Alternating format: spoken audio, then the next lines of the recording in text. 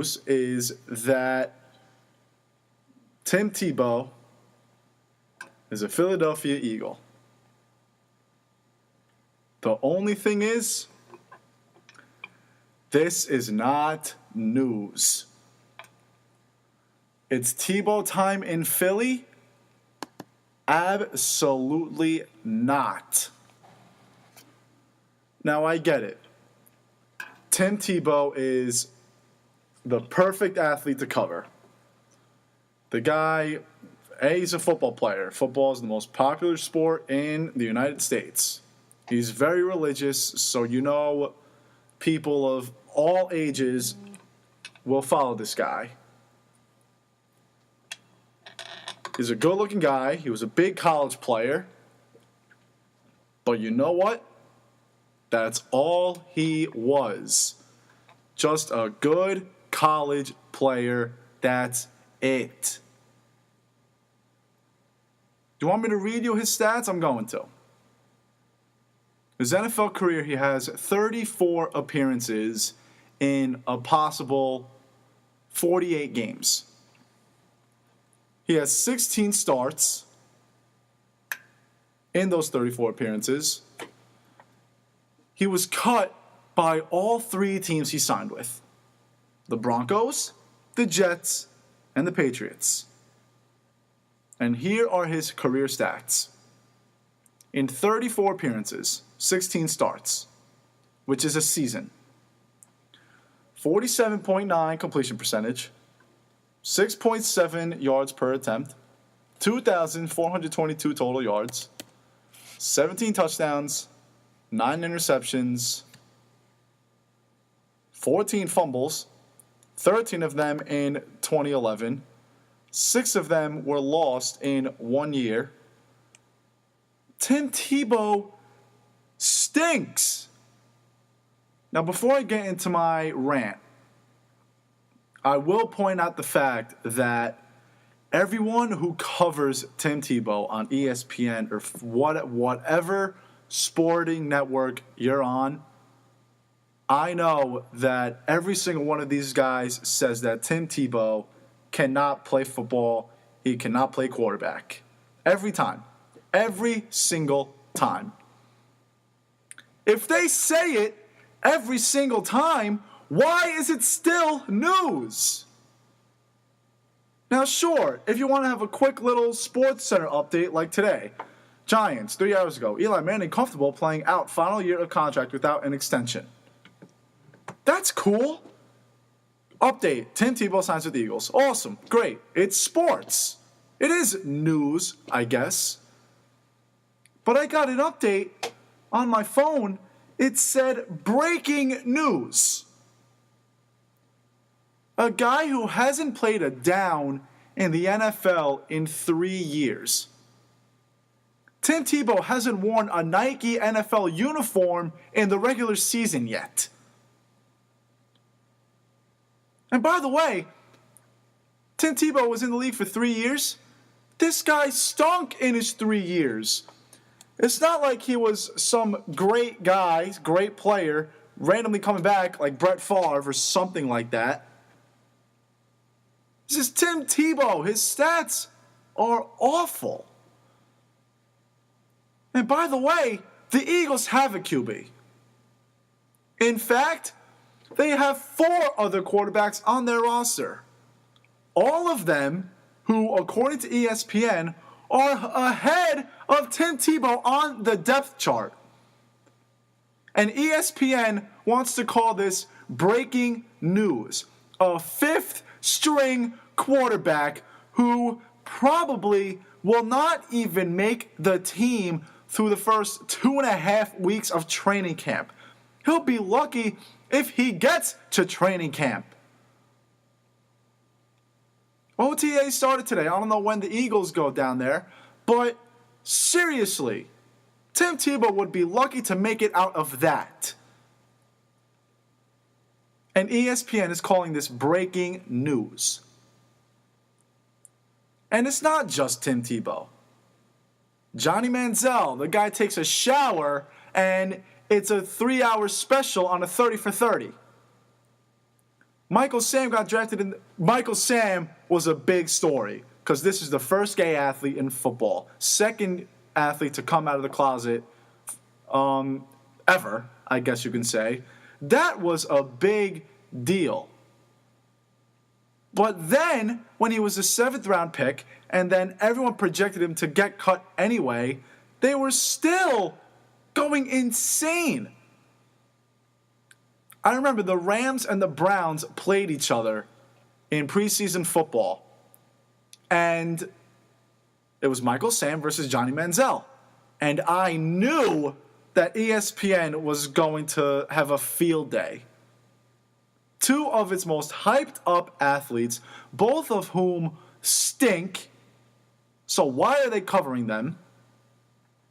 And then Michael Sam just so happened to sack Johnny Manziel. Oh my. I don't think ESPN has been so excited since LeBron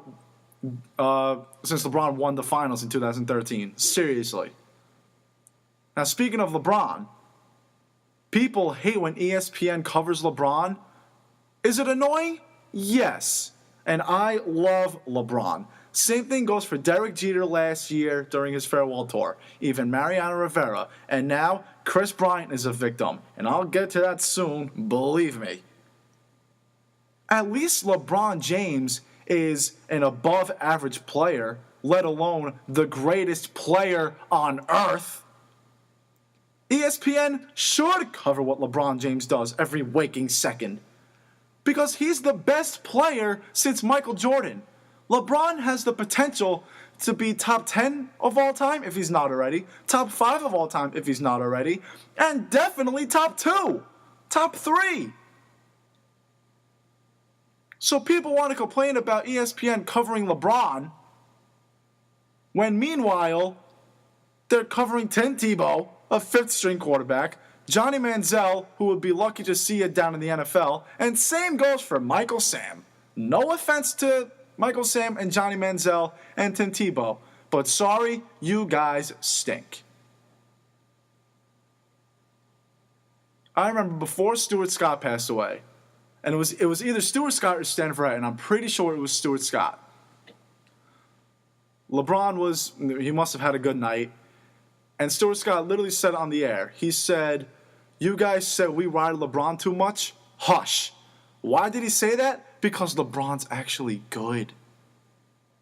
Michael Sam, Tim Tebow, Johnny Manziel, all these guys, they're not good.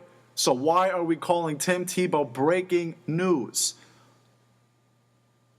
If Tim Tebow were good, I wouldn't care. The same goes for Michael Sam and Johnny Manziel. And like I said, it's happening to Chris Bryant. He had a great spring. And I get it. You're going to cover that because that's a big story. But when Chris Bryant got sent down to the minors at the end of spring training, it was breaking news, but everyone knew it was going to happen. It was the Cubs' plan to send him down to the minors and then bring him up after 12 games. What was the idea? The idea was to save money. If they brought up Chris Bryant on opening day, they would have to pay him a lot more money and pay him for another year. Now Chris Bryant's under contract for 6 years instead of 7. I don't know what the money issue is, but that was their plan, and ESPN acted surprised. And they showed every at-bat in his debut. And they went 0 for 3 with 3 strikeouts. 0 for 4 with 3 strikeouts, excuse me. Now, I'm not saying Chris Bryant's bad. This guy has a powerful stance, powerful swing. He has a lot of talent. He has a great glove in the field. I'm not saying this guy is bad. But Chris Bryant hasn't done anything in the major leagues yet. So quit following him around like he's a puppy. Like a puppy following his owner, I should say. This guy got called up, he got a hit, and ESPN was going insane. I get if you're a Cubs fan, you're going to want to see that. But for so much coverage, it's too much. It was way too much. Now back to Tebow. We've all heard Skip Bayless. All he does is win. This guy's a winner. Blah, blah, blah, blah, blah. The guy threw a 15-yard slant to Demaryius Thomas, who runs a 4.243, and the Steelers blew their coverage and blew their defense. But yet Tim Tebow gets all the credit. Don't get me wrong, Tebow played a really good game that game. I think he threw for like 300 yards. But 80 of them were on the last play. And 65 of them were ran by Demaryius Thomas. I was okay with the early coverage on Tebow. Like I said, he's a football player, he's religious, he's a good-looking guy. We thought he was going to be good. A Florida Gator first-rounder quarterback. You don't see that very often. But you know what? Now it is proven that the guy can't be an NFL quarterback. He's a great athlete, but an awful QB. So why is this breaking news? If I were an analyst on ESPN and someone said to me, what do you think Tim Tebow has, what effect do you think Tebow will have on the Eagles? I literally would say, on the air, why in the world are we talking about this guy? This guy is not going to have any effect on the Eagles because he won't even make the team. He's the fifth string quarterback, for crying out loud. And you want to call this breaking news? And then when he gets cut in July, if he makes it that far, August, whatever, then it's going to be breaking news again. Tim Tebow got cut. Oh, now what's his future? He's probably going to go back to the SEC network to broadcast. Why? Because that's where he belongs. He doesn't belong in the backfield. Maybe you could put him in the tight end slot or a wide receiver slot, or honestly, maybe even the running back slot if he stops fumbling. But you know what? He does not belong under center in the NFL. This is not breaking news, and when he gets cut, it's going to be breaking news again, and that's ridiculous. Breaking news. A guy that was supposed to get cut, a fifth-string quarterback who hasn't played a down in the NFL in 3 years, gets cut by the Philadelphia Eagles. Yeah, that's a real good headline, huh?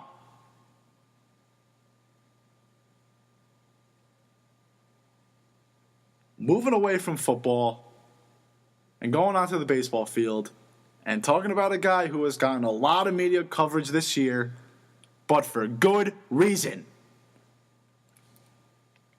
Alex Rodriguez is on a tear. His stats, I don't remember his exact stats, but I think he's batting like .320. He has 4 home runs, which is third in the league. He has 11 RBIs, which is second in the league.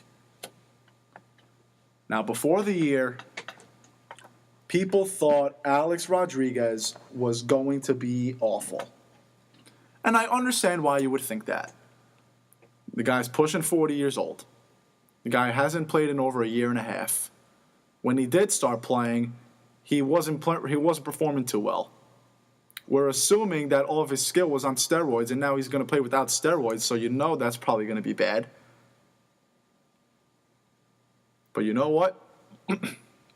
He's proven everyone wrong. And why is he proving everyone wrong? Because he still has that batter's eye. I said, as long as Alex Rodriguez had his eye at the batter's box, he was going to be fine. This year already, 7 walks. The one bad thing is that he's striking out a lot. He has 15 strikeouts. But if he's hitting, it's okay. Because right now, face it, Yankee fans, baseball fans, he is their best player. Alex Rodriguez leads the team in average, leads the team in home runs, leads the team in RBIs, leads the team in slugger percentage. I think he leads the team in on-base percentage. He's their best player right now. He's their best hitter right now. And honestly, I was worried because I did not think he would keep that eye that he had.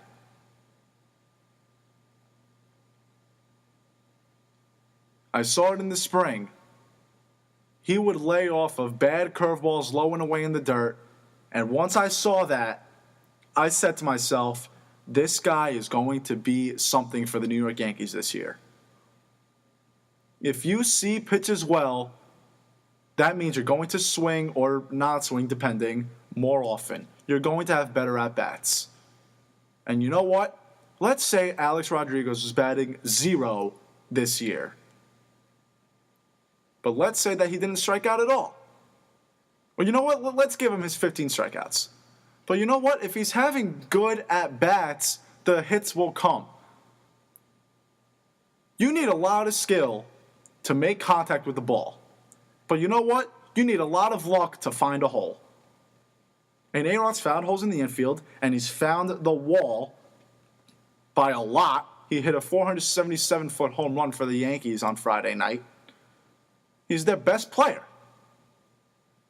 Now, some people are still booing him, which I understand. You don't like the guy. But you know what? I was listening to the game on Friday night, the game where Alex hit 2 home runs and the bomb. And there were fans who would boo him, and then he hit the home run, and then they would cheer. I hate the fans who boo him and then cheer for him. I feel like I've told this story on here a million times, but one of the first games A-Rod came back from when his original suspension was announced back in 2013, it was like 70-30 boos. And then he hit an RBI double, and the entire place went crazy. I already disagree with you booing him in the first place. I think if he's on your team, you should boo him. You should cheer for him, excuse me. But then you have the audacity to be so fake and boo the guy because you don't like him and then cheer when he does something.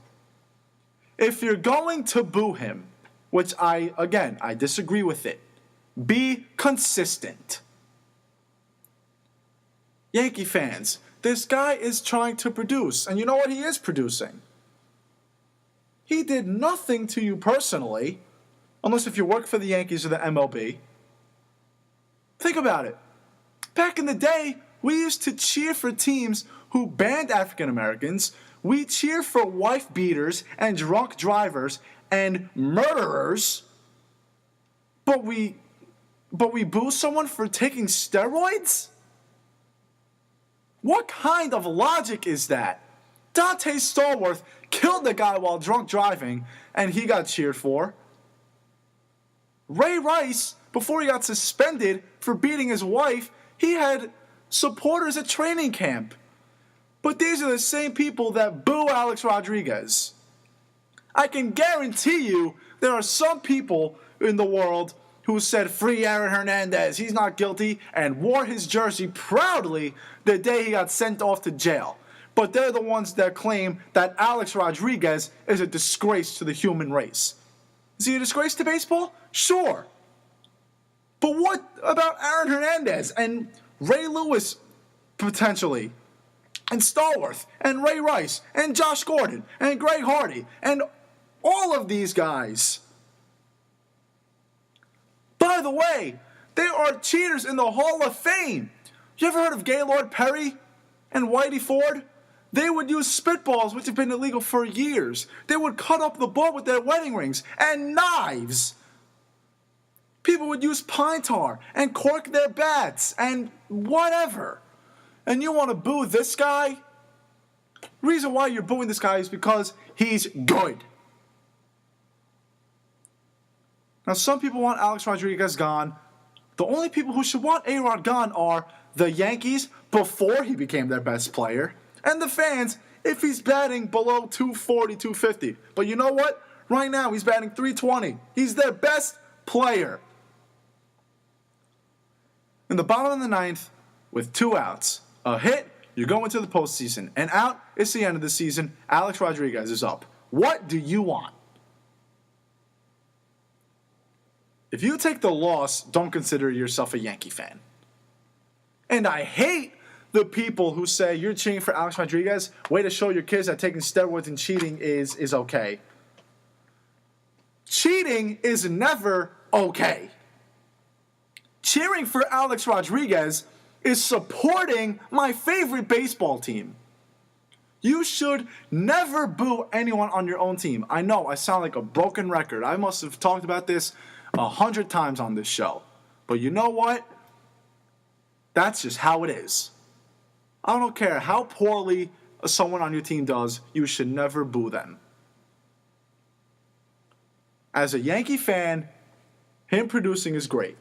Why? Because the rest of the team has been awful.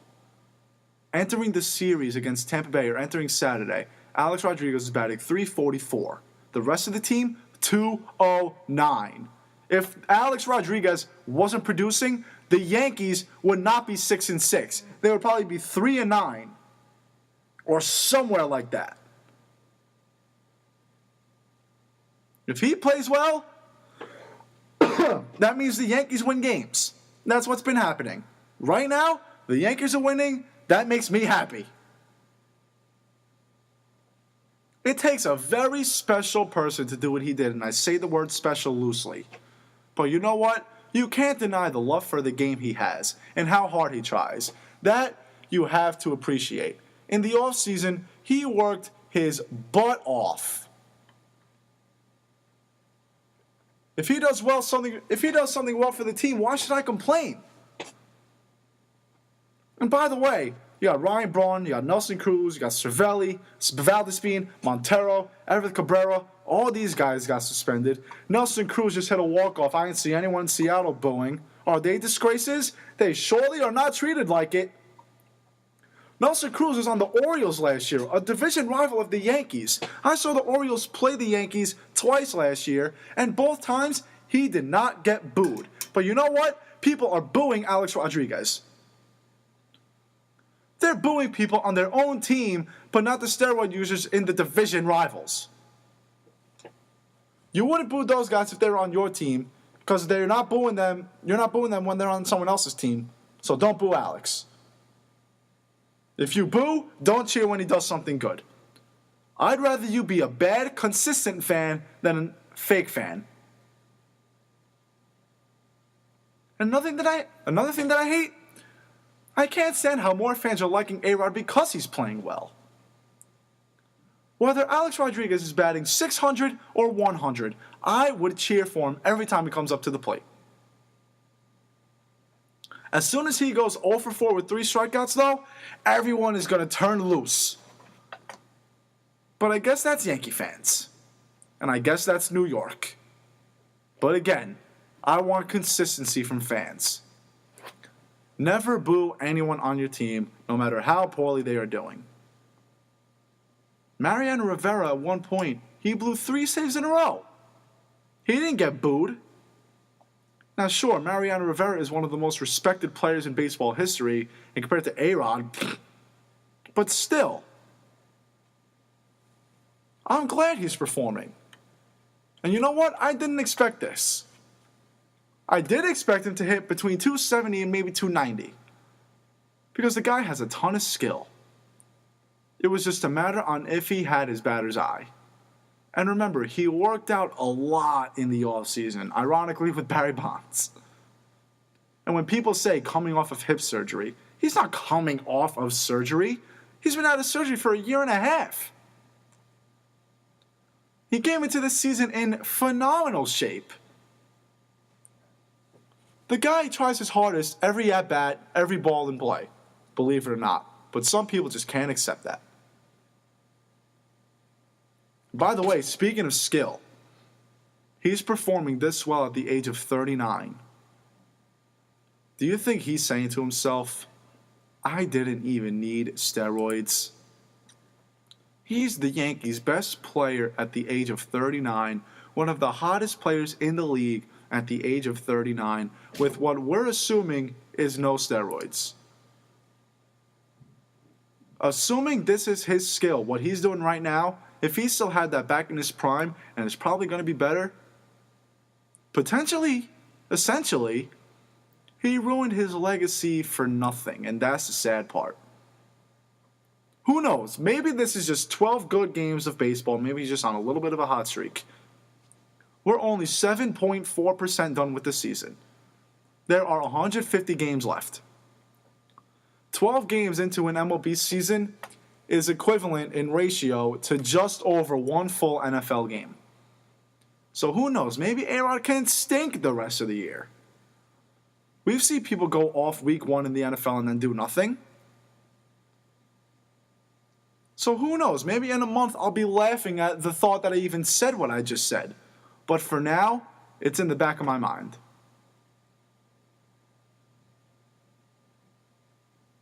Now, I said something about Yankee fans before, about them booing, whatever. But there was another thing that really, really bothered me about Yankee fans this past weekend.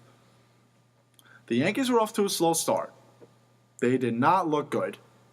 Their defense was shaky. Their hitting was awful. Their pitching was up and down. Some pieces in the bullpen weren't all there yet. But you know what? They're back at 500. And again, there are 150 games left in the year. I get it.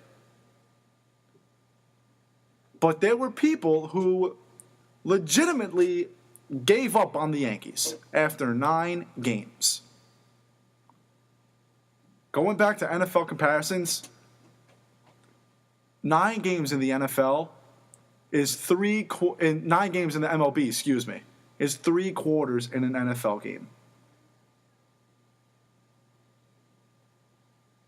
So I had a conversation on Twitter with some Yankee fans over the weekend. And hold on, I'm trying to find it. This one I was trying to convince some girl that it's okay. There are over 150 games left. There is no need to give up. And she says to me, when the All-Star break comes, when August and September come, will you still be saying that? 9 games into the season is a lot different than the All-Star break in September. 9 games into the season is a lot different than 9 games left in the season. If the Yankees are 500 by the time September rolls around, I'll be panicking. I'm not panicking now, because anything can happen. No team is mathematically eliminated from the playoffs yet, and it's not even close.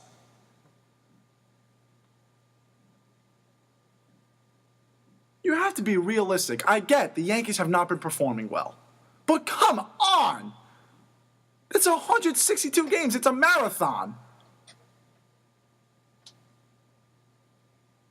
And then she goes to say, you would think Yankee fans would want more than a 500 start to act like the owner now, or something like that. She said something weird about a bad start. And I said to her, that's why Yankee fans are awful. Because almost all of them are so unrealistic. Yankee fans have taken every single win for granted. Every time the Yankees win, it's almost expected. You know what? You need luck to win. Sorry. The Yankees have gone 2 years without making the postseason. 2 years. I've seen the Yankees make the postseason 16 times in my lifetime. You know what? Cub fans haven't seen their team win the World Series since 1945. And the same thing went for the Red Sox for a little while. They didn't win a World Series for 86 years. Winning a World Series, watching your team win a World Series in your lifetime, watching any one of your favorite teams win a title in your lifetime is lucky. I have been very fortunate to have been alive for 5 Yankee World Championships. Even though I really only remember one, which is 2009, that is lucky. I've been alive for 2 Devil Stanley Cups. 2000, my mom was pregnant with me during 95, and 2003. I barely remember that. When the Devils made the Stanley Cup in 2012, when they beat the Rangers, I was ecstatic. Why? Because A, my favorite team just made the Stanley Cup final, and 2, because this is my first time. And I've been lucky to see the Giants win 2 Super Bowls well, now it's 8 years, but at one point it was 2 Super Bowls in 4 years. That is lucky. There are some teams there's some people who have never seen their favorite team in the postseason. There's some people who have never seen their favorite team in the Super Bowl, Stanley Cup, NBA Finals, World Series, whatever. I've never seen the USA hockey team win a gold medal. I've never seen the USA soccer team make the Final Four, quote unquote. I've never seen the Michigan Wolverines win a national championship. You can't go into every season, especially for the Yankee fans, just because the Yankees have 27 World Series titles. They are the most prestigious franchise in all of sports. You know what? That does not matter in today's world. When you look at the present day, you can't reflect back on that.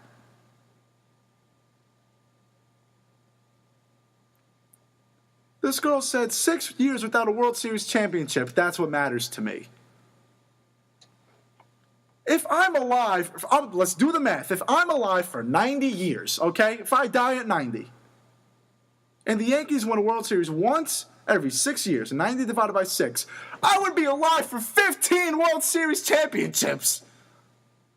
There are franchises who don't even have 15. There are franchises who haven't even played in 15 postseason games.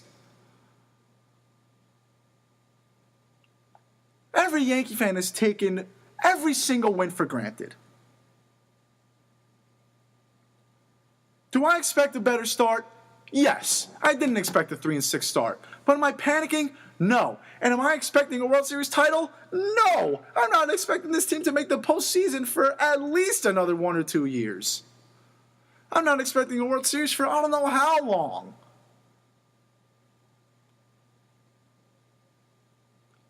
Whenever there's a perfect game on or a no-hitter, and at 3 o'clock in the morning, let's say, there's a good chance that I might never see that again. I don't remember David Cone and David Wells' perfect games. I just don't. Why? Because I was 2 and 3 years old. I stayed up all night during the Yankees-Red Sox 19-inning game. Why did I stay up?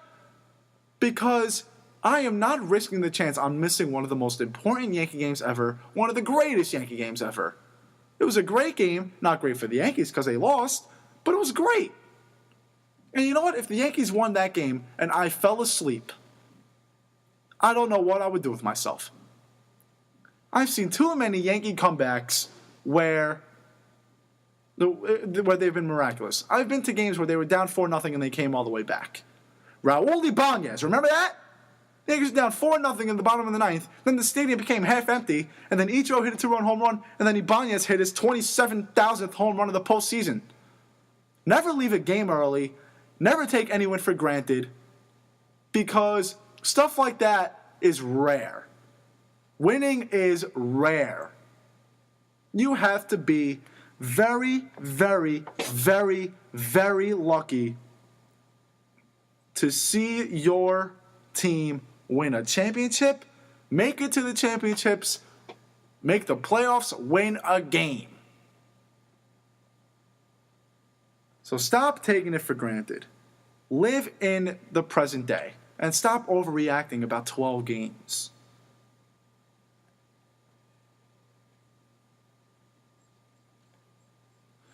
Here we go with some updates as usual.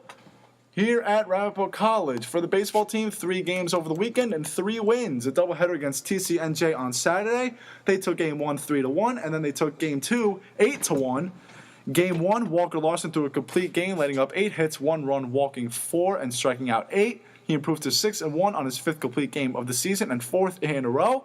In game 2, Tommy Portese pitching just as well. 7 innings of shutout ball, letting up 3 hits, walking 5, and striking out 8. He moves to 7-0 overall and lowers his ERA to 1.69. Yesterday was non-conference action against Baruch College. After being shut out all game, if you were listening to the game on WRPR, you knew that the Roadrunners put up a 3 spot in the bottom of the 9th, winning the game on a walk-off walk on a 3-2 with 2 outs, giving Coach Rich Martin his 600th career win.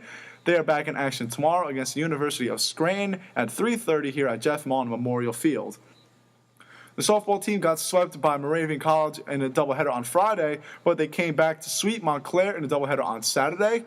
Game 1, they won 4-3. Game 2, they won 3-0. Game 1, Katrina Buskowski their 10th win in her 12th complete game. 5 hits, 3 runs, no walks, and 5 Ks. Game 2, Grace Brennan with the solo shot. Christina Brizik, a complete game shutout, 6 hits, 2 walks, striking out 2. They're back in action Wednesday in a doubleheader against Rutgers Camden. Women's lacrosse beat the Sage Colleges on Friday, 21-12. Lindsay Hughes with 5 goals, 10 Roadrunners scoring. Jessica Myers made 9 saves. However, on Saturday they lost to Rowan 24-7, scoring just once in the second half. They take on Kane here at Ramapo on Wednesday at 4 o'clock. Both men and women, the track and field teams, were at the All-American Invitational at East Stroudsburg University over the weekend. The men's team, Calvin Hartman and Justin Tanian, highlighted the day at ESU as they placed first overall on the pole vault and the 3,000-meter run, respectively. Hartman cleared 4.41 meters in the pole vault, while Tanian clocked in at 9:04.21 in the 3,000-meter. The Lady Roadrunners also did fairly well, placing in first in the 1,500-meter, 3,000-meter, 4x400-meter relay, and the javelin. Paris Hughes took home first place overall in the 1,500 meters. She crossed the finish line in a school record 4:45.55, which qualifies her for the ECACs. Lindsay Mackelson earned first in the 5,000-meter run, clocking in at 19:38.29. The 4x4 meters, made up of Alicia Green, Nashima Allen, Kim Gulami, and Mariah Bland also took first place in a combined effort of 4 minutes and 0.11 seconds.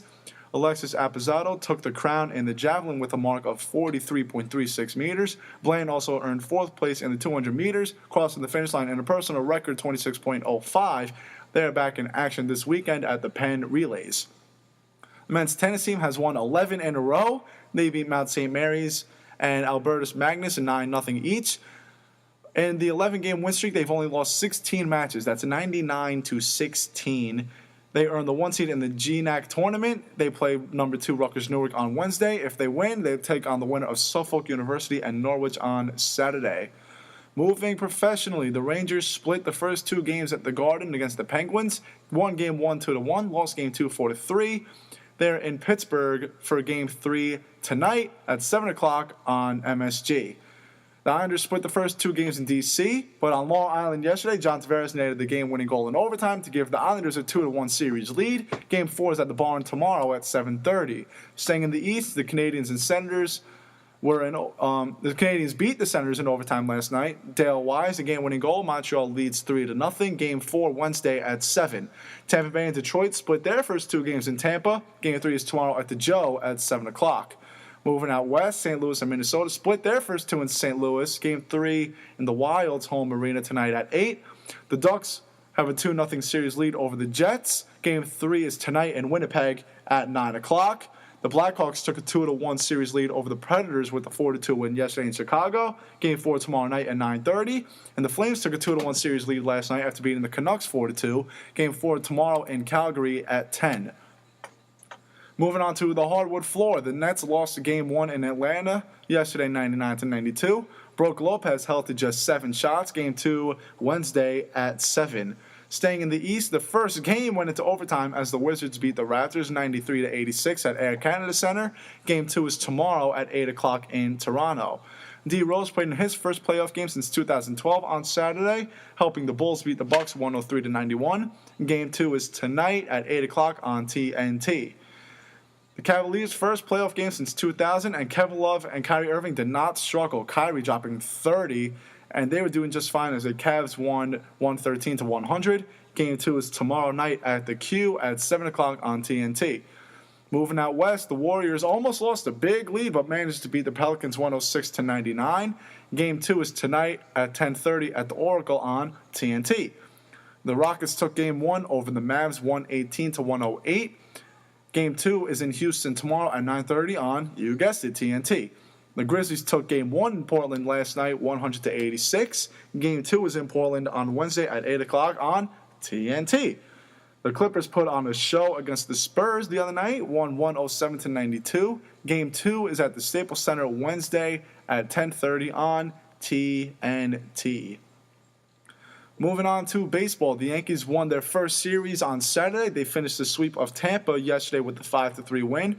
Pineda with the win. Teixeira and Headley with 2 RBIs yesterday.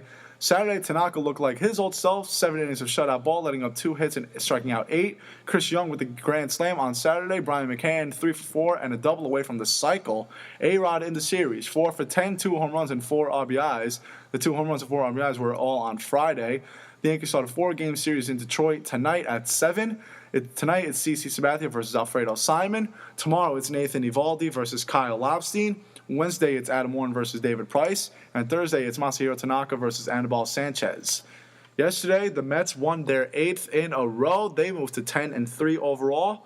They finished this 4-game sweep of the Marlins yesterday. Matt Harvey did okay, but the bad news is that Travis d'Arnaud and Blemis are out with a fractured hand and arm, respectively.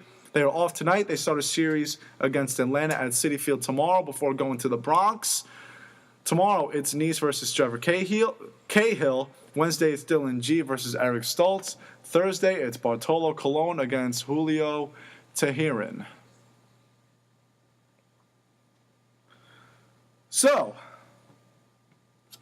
the Rangers, the President's Trophy winners, 113 points in the regular season. They have not been playing too well against the Pittsburgh Penguins. Actually, let me rephrase that. Game 2 was the bad game. Game 1, they played very well. They outshot the Penguins like 38-22 or something like that.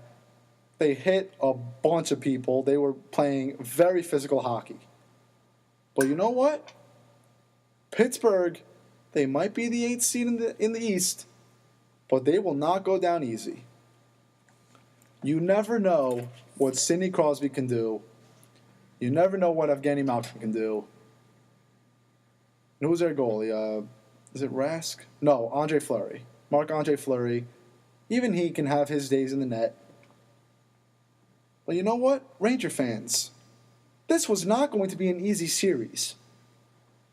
And you have to know that. The Penguins are not truly an 8 seed. Malkin was hurt for a while. Crosby, I think, was hurt for a while.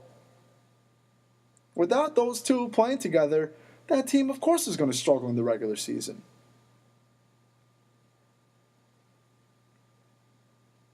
And right now that they're back together, they're a dangerous hockey club. I still think that the Rangers are going to win this series. I think they're going to win the Stanley Cup. But you know what? If they lose this series, is this season worthless? Is this season a failure? Personally, I don't think so. I don't consider seasons failures just because you make the playoffs and then not win the championship. Of course, the Stanley Cup is the overall goal, obviously. But a failure? Your team was the best team in the regular season, by far. Yeah, you got knocked out of the first round, which no one expected. But a failure? Absolutely not. I'm talking like the Rangers actually got eliminated by the Penguins. But if they do, this is not a failure of a season. This season's still a great success. 113 points. Acquired Keith Yandel, a great defenseman. Cam Talbot stood on his head while Lundqvist was injured. Honestly, who knows if Lundqvist would have even done what Cam Talbot did. But going back to the Rangers as a team. Last night, or Saturday night, I did not see them play physically in the second and third periods. The first period, they played very physical. And you know what? In the first game, they played physical and they got shots on goal. Sure, Marc-Andre Fleury played a great game on, Thursday. The Rangers had 38 shots, something like that. And Andre Fleury only let up 2 goals. Talk about standing on your head. My goodness. But the Rangers, when they put the puck on goal and they play physical, they are not a force to be reckoned with. We saw their physicality in Game 1. Derek Stepan scored a goal in the first 24 seconds for the Rangers. That's the second fastest goal in Ranger playoff history.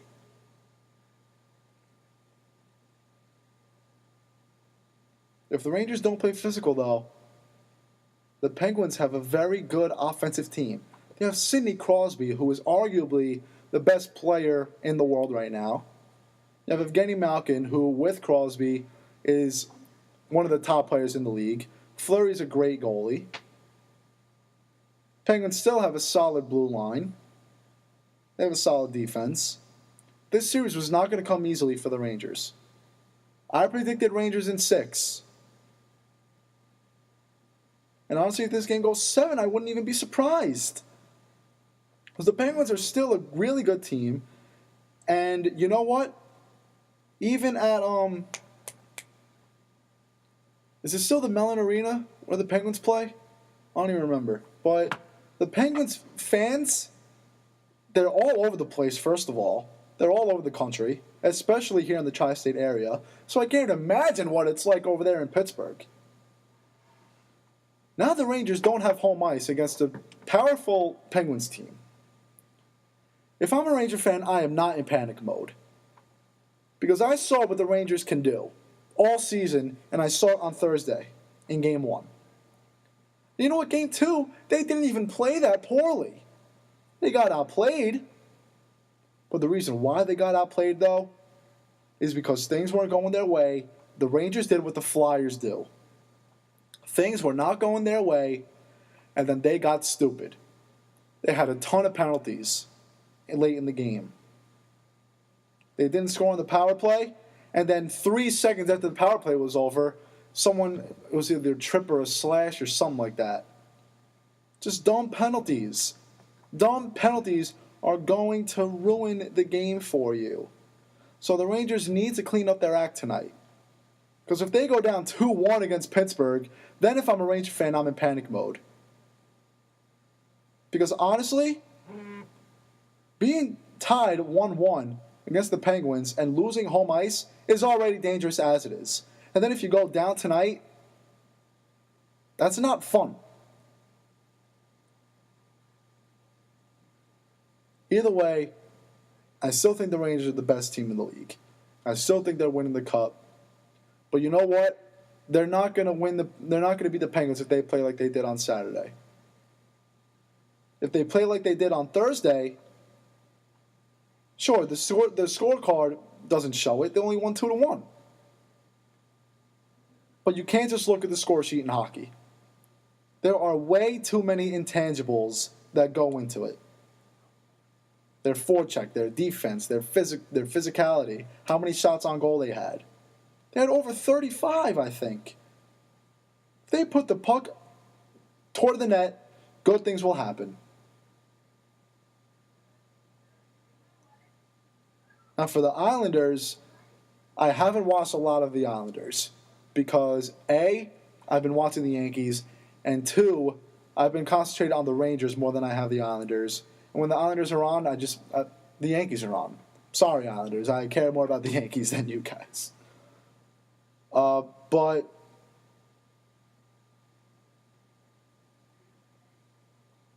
I mean, they ended the season terribly.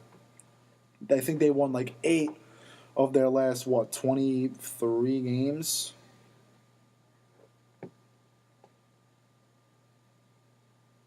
Now that they're back at the barn they do 2-2-1-1-1. So they're in the barn yesterday, tomorrow, and then game 6. If the Islanders win tomorrow night, then they are in a very good position. If this game goes into 7, then the Islanders have a good chance of winning. I hope the Islanders win because I would love to see a Rangers-Islanders matchup. But you know what? The Islanders have not been playing well at all. They won game one. I think it was 4-1. And then game two was, I can't remember what the score was, but I thought that I heard that they just played terribly. But Tavares saved them yesterday because he's John Tavares. In my opinion, he's winning the Hart Trophy.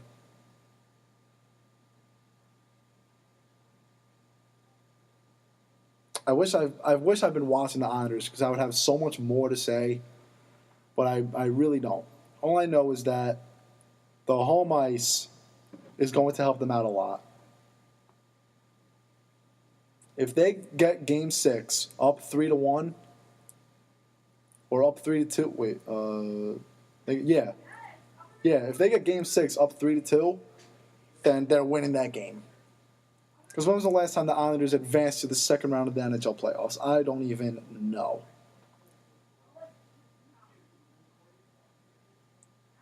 I think the Capitals are going to wind up winning as much as I want to see a Rangers-Islanders matchup. But I just think as of late, the Capitals are better. The playoffs, a lot of it, no matter what playoffs it is, a lot of it has to do with when you get hot. The Islanders were hot all year, and then March 1st came around, earlier than that, maybe like mid-February, and they plummeted. They won 8 of their last 25 games, I think it was. Right now, you wouldn't think that because they're up 2-1. But they can't squeak by Washington and then expect to beat the Rangers or the Penguins. Because the Penguins are better than the Capitals. The Rangers are a lot better than the Capitals. Maybe if they play each other, the rivalry and the home crowd will be in the favor of the Islanders. But I think that'll only last for so long. The Rangers are that much better. Going to the hardwood, Brooklyn down 1-0 in their series. Excuse me. Atlanta swept the season series 4-0. And the other night, the Nets competed. And you know what? I'm expecting them to compete. I think the Hawks win in probably 6. But honestly, I would not be very surprised if the Nets won this series. The Hawks have no one over 7 feet tall. They have no one at 7 feet or taller. And the Nets have Brook Lopez, who has been dominating. And the Nets played very well underneath the boards yesterday. The reason why the Hawks won is because they held Brook Lopez to 7 shots. And most of them were tip-ins. If you get a hold of Brook Lopez, if the Hawks get a hold of him, they're going to win this series with ease. They'll win it in 4. But Brook Lopez has to demand the basketball. He has to be, I'm not going to say he should be the facilitator of this team because they have Joe Johnson and Darren Williams, but he has to facilitate to an extent. Bigs are not usually facilitators. But you know what? Brook Lopez has to show what he can do for this team. Am I expecting the Nets to win no matter what Brook Lopez does? No. I think the Hawks are winning. I think it's going to be Cavs-Hawks in the conference finals. But you know what? The Nets can tear apart the Hawks down low. And that's what they have to do if they want to win this series. I think the Hawks have better shooters, and I think they have better chemistry. But down low, it goes to the Nets. Why do you think Kentucky was so good? Because they had 2 7-footers. They had 2 guys at 6'11". And all their 7-footers and 6'11 guys played like they can play like they're 7 feet tall, or they can play like they're 6'2". That's why they were so good. And honestly, if the Nets want to win, they got to feed Brook Lopez. Now, the New York Mets. They've won 8 in a row. They're the hottest team in baseball. But how long is that going to last? The good news is that they've won every game without David Wright. They've won every game since Mejia got suspended. The bad news is that you lost Blemis to a fractured arm, and now you lost Darno to a fractured hand. how much longer, how much luckier can the Mets get? Or unlucky? Right now, I know the Mets are on a big hot streak, but honestly, they're in a little bit of trouble right now. I think they would do okay without David Wright because Wrecker, or whoever it is, and now Campbell, can be a solid backup to him. But right now, Travis d'Arnaud, he was sent down to the minor leagues last year because he couldn't hit. And now you're bringing up a catcher, I forgot what his name is, who has never played in the MLB. He's hitting well in AAA, but he's never played in the pros. And that's a big step. And now he's going to be even more nervous because he has to lead this team to stay hot. The Mets are in a little bit of trouble. I hate to say it because I really want them to do well this year. But the unluckiness just keeps coming and keeps coming and keeps coming and keeps coming.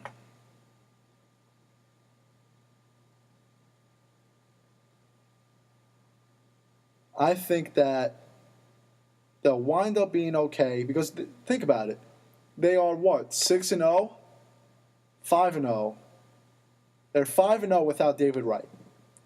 They're 8-0 without Mejia. And I know d'Arnaud and Blemis aren't huge pieces to the puzzle, but d'Arnaud was their starting catcher, and Blemis was that big lefty bullpen pitcher that they got from San Diego. It was either San Diego or Washington. I can't remember. And I know that the Mets really aren't used to this guy being on the roster, considering he's been on the team for a week. But now you're missing that lefty arm. As long as the Mets keep hitting, I think they'll be okay. But that's going to be a problem now without d'Arnaud. You have to really hope Lucas Duda comes through. Curtis Granderson has not been hitting. Daniel Murphy has not been hitting. Right now, their best hitter is Lucas Duda. And honestly, who knows how long that can last for? Now, the bullpen and the starting pitchers have that much more to worry about. And they already lost Zach Wheeler. I think the pitching is going to be perfectly fine. But I don't know. I want to see how long this team can last without those guys. I hope it's for long. But now they have a lot more question marks.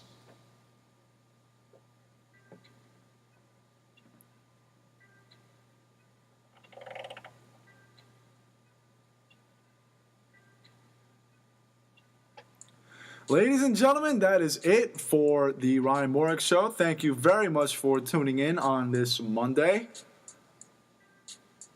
Solid discussion we had. Love all the New York sports. Yankees in action in about 10 minutes. The Rangers in action in about 10 minutes. Islanders on tomorrow. Some playoff basketball on tonight. Nets in action on Wednesday. Make sure you stay tuned to all of the fun. Ladies and gentlemen, it is not goodbye. It is see you later. Take care, everybody. See you on Thursday.